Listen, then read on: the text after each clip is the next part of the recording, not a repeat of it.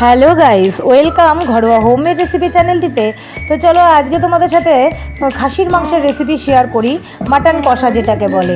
তো দেখতেই পাচ্ছ এখানে 1 গাবলা মাংস রয়েছে, মানে প্রায় 2 কিলো মাংস রয়েছে। এটাকে কিন্তু আমি আগের দিন বেশ ভালো করে ধুয়ে টক দই, লবণ, হলুদ আর সর্ষের তেল দিয়ে আর খানিকটা লঙ্কার গুঁড়ো দিয়ে আমি ম্যারিনেট করে ফ্রিজে সারা রাত রেখে দিয়েছিলাম। তাতে কি হয়, মাংসের টেস্টটা কিন্তু মানে দুর্দান্ত স্বাদের হয়।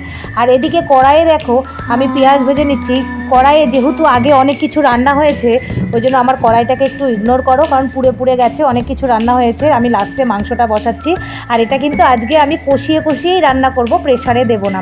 যেহেতু সারা রাত ফ্রিজে ম্যারিনেট অবস্থায় ছিল, সেই কারণে আমি কিন্তু এটা কষিয়ে কষিয়েই রান্না করব, আঁচ কমিয়ে।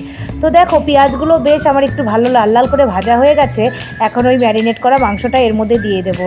দিয়ে তারপরে কিন্তু আমি মশলাগুলো, এই মশলাগুলো যে আদা বাটা, পেঁয়াজ বাটা, এই মশলাগুলোও কিন্তু আমি এই মাংসের মধ্যে দিয়ে আমি বেশ সুন্দর করে মেখে রেখেছিলাম।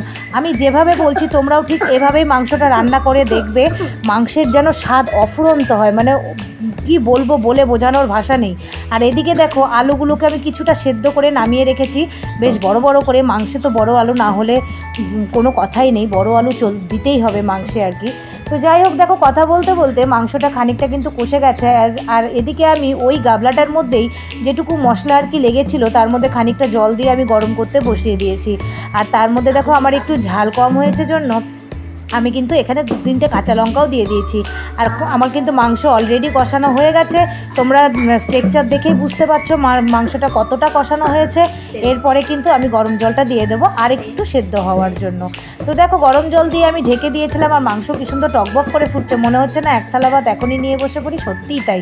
এরকমভাবে তোমরা বাড়িতে একবার ট্রাই করে দেখো, মাংসের স্বাদ মানে অফুরন্ত টেস্ট হয়, বলে বোঝানোর মতন না যে কী পরিমাণে টেস্ট হয়। তো দেখো নামানোর আগে গরম মশলা দিয়ে আমি নামিয়ে ফেললাম।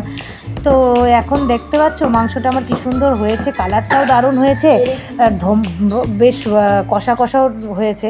জাস্ট এটুকু মাংস দিয়েই আমার কিন্তু খাওয়া হয়ে যাবে। তো চলো আজকের মতন এটুকুই, আবার আসছি কোনো নেক্সট কোনো ভিডিওতে। Tata bye.